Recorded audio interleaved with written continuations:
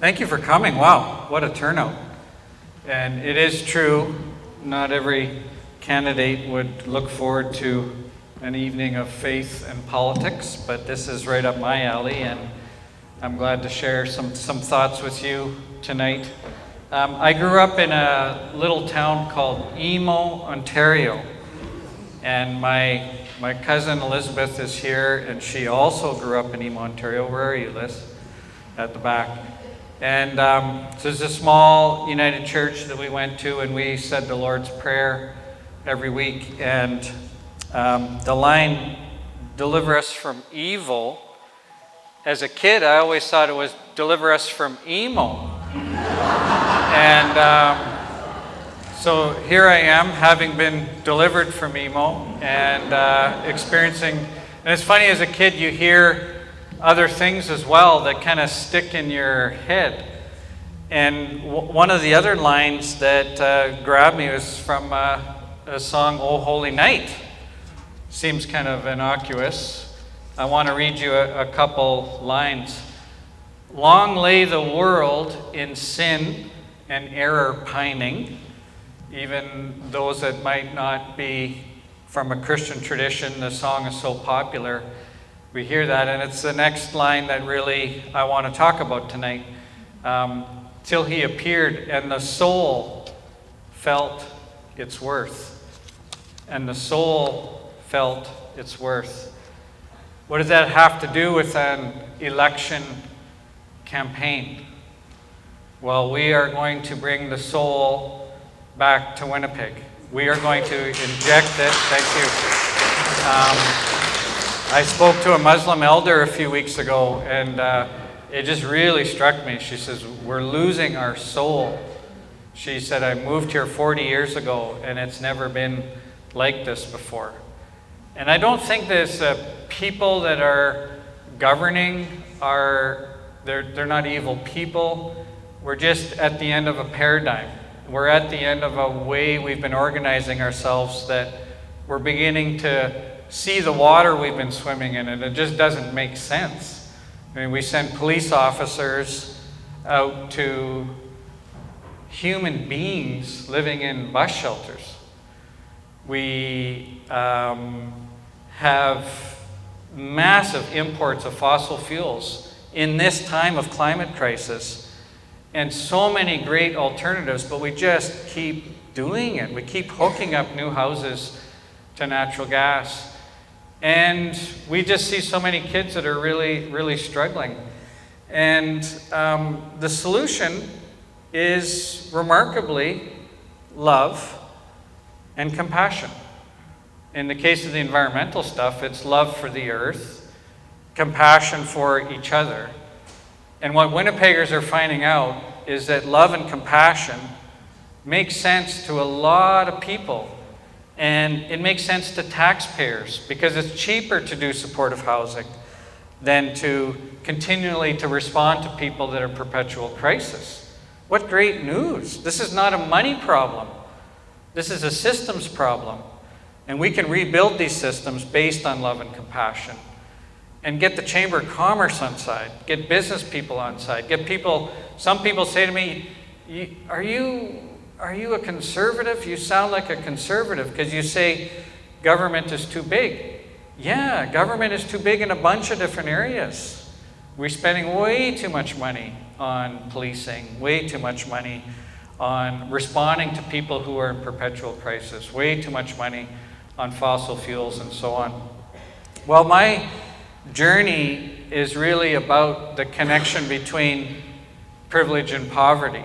And if you've read some of my books, you'll see this is something I'm kind of exploring and maybe struggling with. And some of you will know Stan McKay, and we all have a spirit name. And Stan told me what my spirit name is, Benisiwan Menoyawan, which means thundering healer.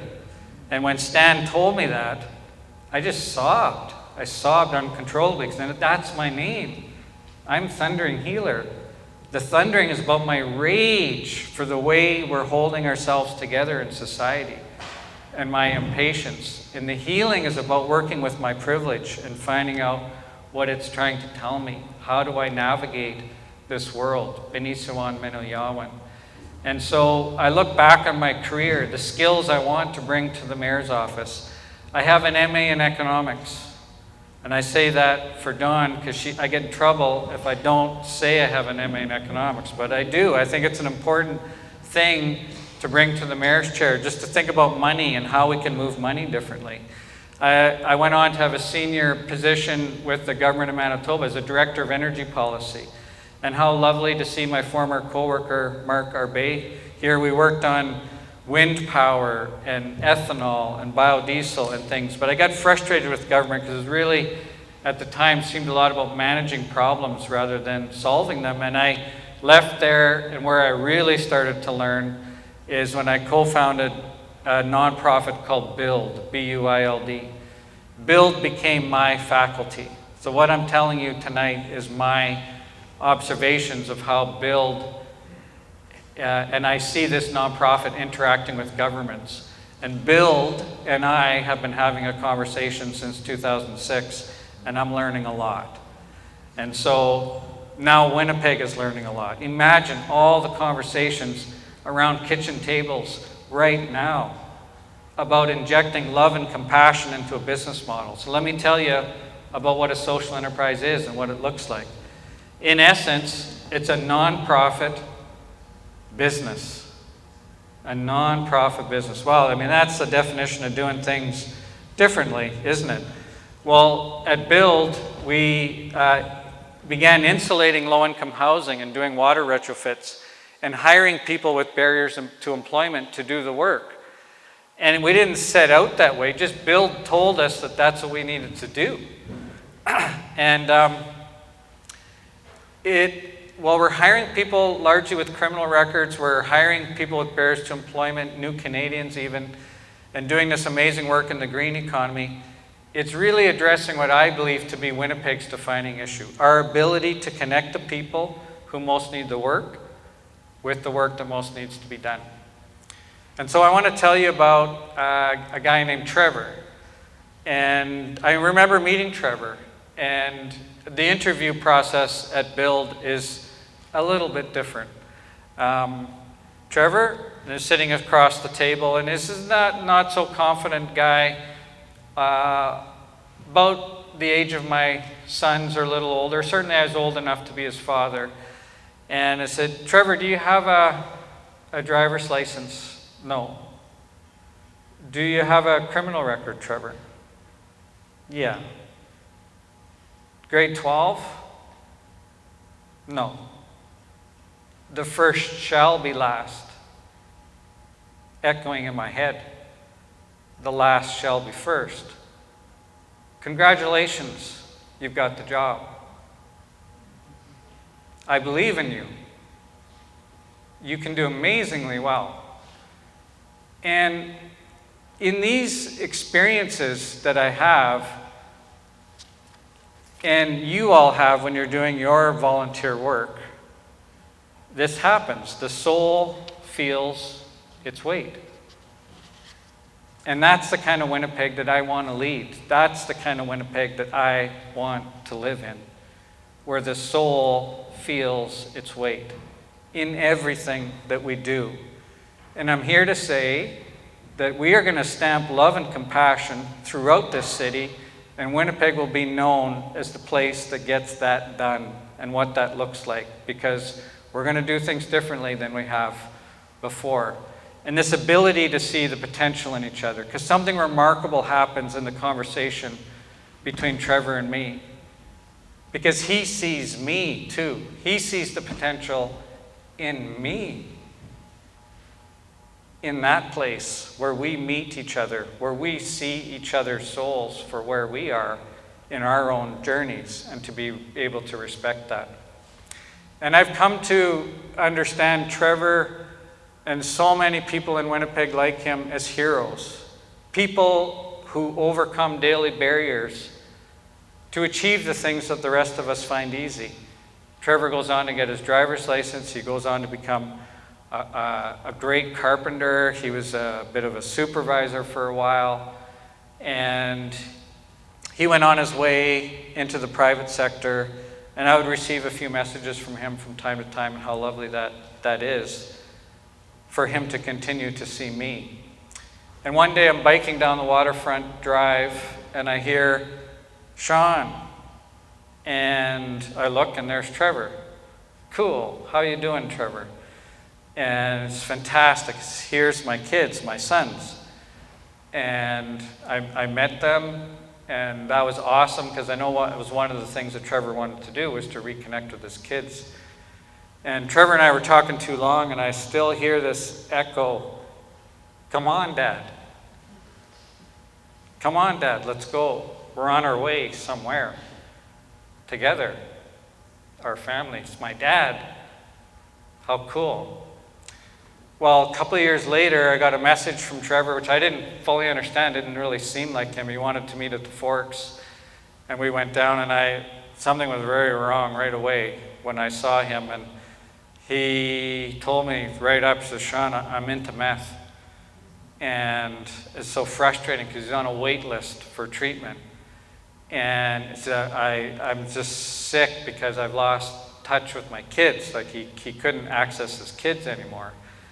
And it was making things worse. And he was hunched over, and he was scratching like people who are struggling with meth do. And he wasn't there actually asking me anything. He was just seeing me. He was seeing my soul, and I was seeing his in that place. The soul felt its worth. And so, I don't know where he is now. I don't know if he's dead or alive. I haven't heard from him in a while. Most people we see at Build, they go on and do amazingly well, but not everybody goes forward all the time. Sometimes it's a step back. I'd love to re-engage him at some point. If he's still alive, I'm sure he'll reach out at some point. But the city is full of people who are struggling. And it's high time that we start to do things differently. And I want to tell you what that looks like in this campaign. Because we're going to put the soul into our institutions, and it's going to make sense to as many Winnipeggers as possible. And the opportunity we have here is quite remarkable. So you guys saw the polls. That guy went up 8, help me out with the math here, 8 points from 6 to 14%. We're still on the move up.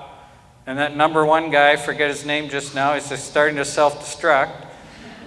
And integrity is on the ballot. Doing things different is on the ballot. You know, the last shall be first is kind of doing things different.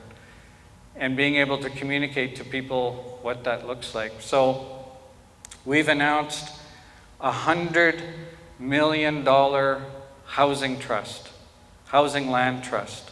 $100 million. What is it?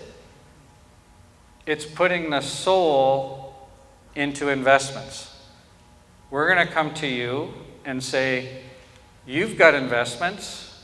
Would you like to pull them out of oil and gas, suburban real estate, and put them in the housing trust? We'll give you a rate of return, maybe 3%, but you'll get the financial rate of return and the social rate of return. You'll feel the soul of your money will have a soul. And doing that is going to outcompete other money, because people aren't going to want to have their money in other stuff anymore, because they can invest in their own community, in nonprofit housing, not just donations, but investments too. The soul felt its worth. And foundations. A lot of Winnipeggers don't realize how excited we are about the Winnipeg Foundation. Where would we be without it? Winnipeg Foundation is $220 million invested in real estate with no soul. It's invested in real estate in Texas and in suburban Vancouver and strip malls in Toronto, because it earns a rate of financial rate of return. It doesn't have any soul. But the housing trust will say, bring your money home, given an opportunity to invest in nonprofit housing right here in Winnipeg. And the housing trust will own the land, and the co-housing or the co-op or the nonprofit will look after everything that's on the land.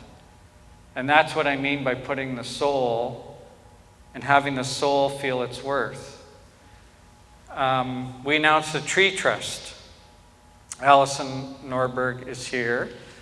And Allison was telling me that she's been coming out her house on Home Street to stumps. The trees were cut down 3 years ago. Somebody that called themselves a Winnipegger knelt in the soil and planted a sapling for us, 7 generations later, for us. And we don't have our act together enough to at least plant the trees when they're cut down. And it's because trees are competing with police in the budgeting cycle. And so we're going to take this tree trust, which we're doing in Cleveland and Minneapolis, and we're going to do this radical thing of saying we're going to value trees for what it is they do for the city.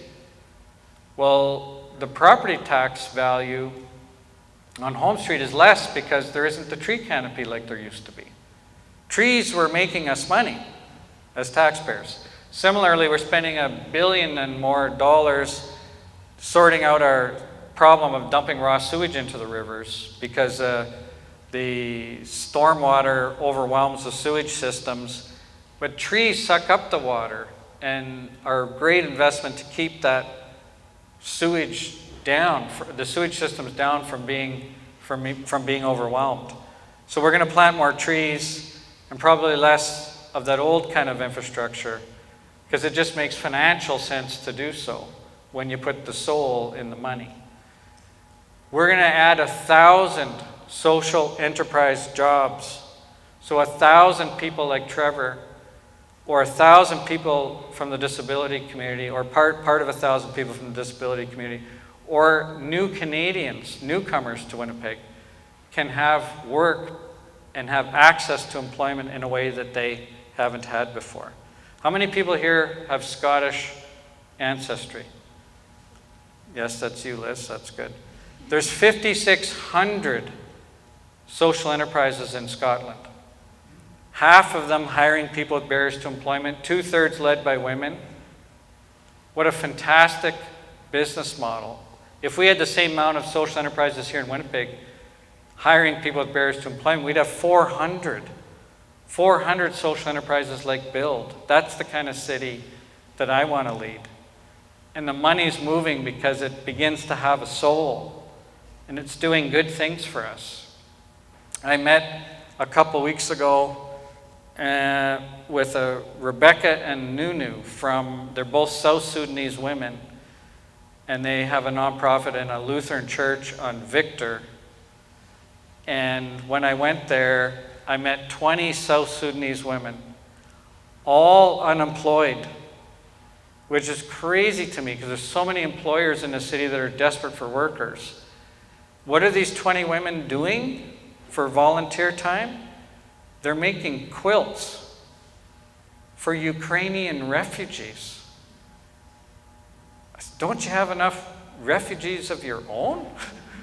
It's like, no, we were helped when we came here. Now it's our turn to do that. That's the kind of city that I want to lead. That's the kind of city that I want to live in, that has a soul and it can feel its worth.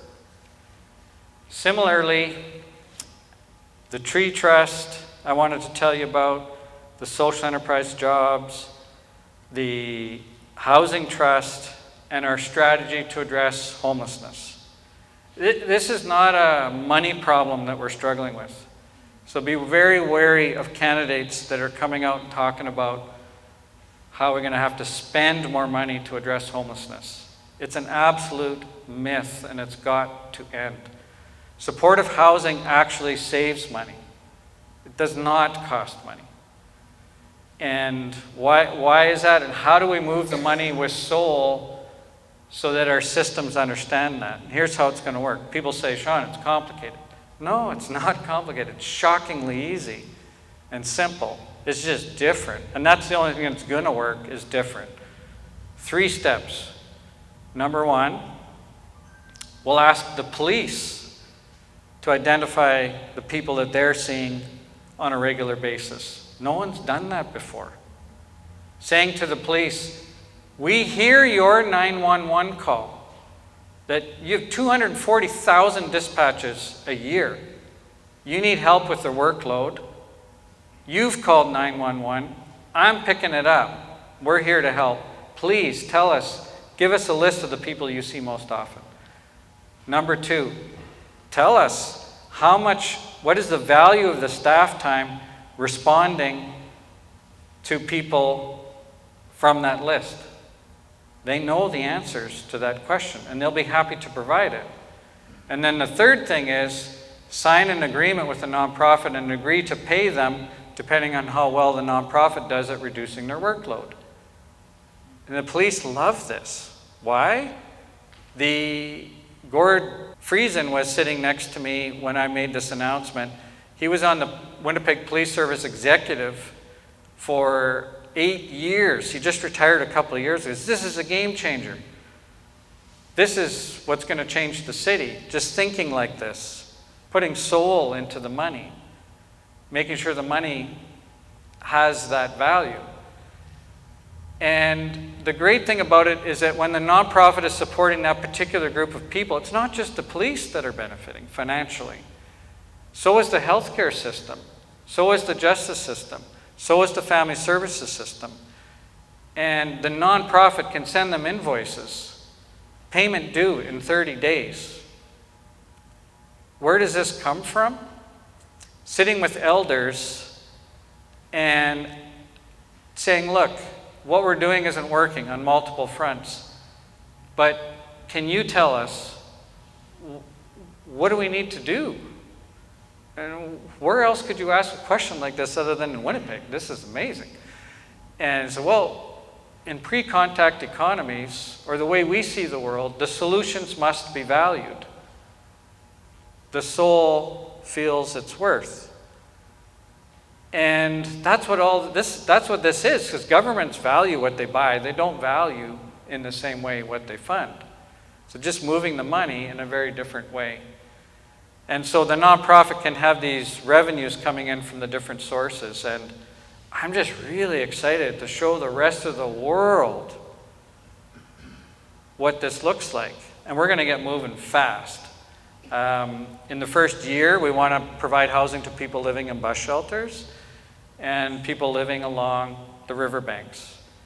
And you know the story how I got into this race in the first place? This is not something running for mayor was on my bucket list. I was cleaning up a homeless camp near our home in Norwood, and I realized that there was a woman that had been living in this cottonwood tree. How do I know that? She had Christmas decorations on the tree. And I'm not letting her down. It's not happening. I've had a lot of people say, Shaun, you're not doing things the way it's supposed to be done. You're supposed to go and get a political party. You're supposed to take directions from people that know how to run campaigns.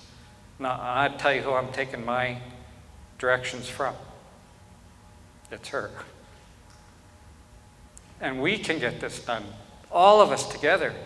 My God, we might be in first place at this point in Winnipeg, just given the circumstances. And we're on the move. 1,000 signs up around the city. We've had our biggest fundraising days in the last 10 days to 2 weeks. You've seen the signs up. Some of you, how many of you have signs in your yard? A lot, good. Your neighbors are talking to you. Who is this guy? Yeah. I come in the name of soul. And that's what we're on about together. We got a great chance to make this happen. And how exciting to be together here tonight to talk about my journey through the perspective of this campaign. It's rather, I feel so happy to be here. So thank you very much. May God.